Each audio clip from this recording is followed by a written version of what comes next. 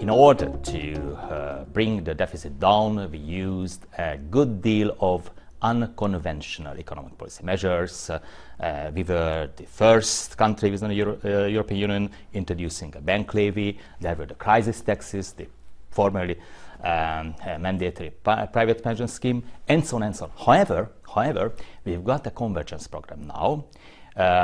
It was approved by the European Commission, and by definition, it means that our fiscal condition is in order. So it's over, the crisis is over. But you grew, but your economy contracted more than 1% Q on Q in the first quarter. It's the worst of the Union. Of course, but when you have a look at the last year's last quarter's GDP growth figure, it was one of the best within the European Union. So it is a transitional period for the Hungary economy. We'll have, may I just say, robust economic growth figure for next year. This year is a little bit risky. You are right. Everything I read is roundly criticising the stewardship of the economy at the moment, for the unconventional, for all the things that you know. You know these criticisms. Why are they wrong, these people who are criticising you?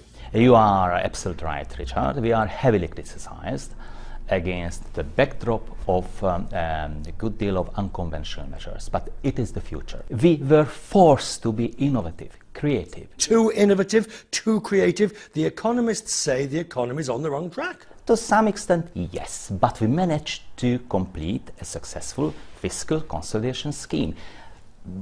Using, of course, you are right, unconventional, even unorthodox measures. But the whole European economy will go for growth and jobs and creativity. It's badly needed to have creativity within the European Union.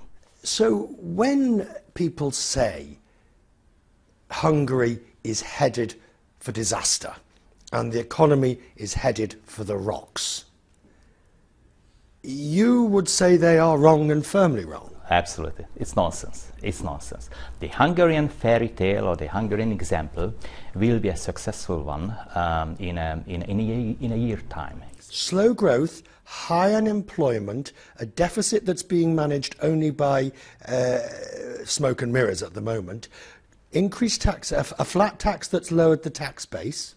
Now, all coins have two sides.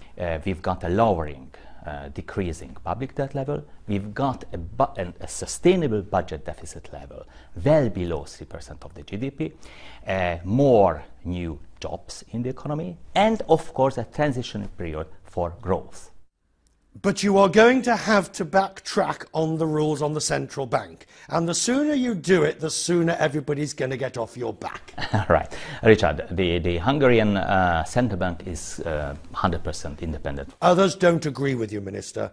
But you know, by definition, they are independent from the government, and all the laws needed to make it absolutely sure for everybody will be in the parliament, and all these laws will be approved by the end of June.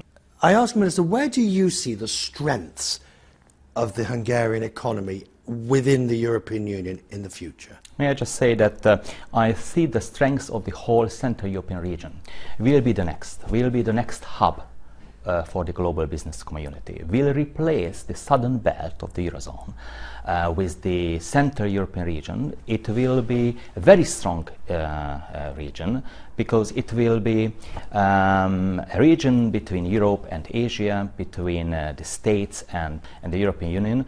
So it is the next emerging region called Central Europe, and you can find Hungary at the very heart of this region. Itt a vége, most elvége.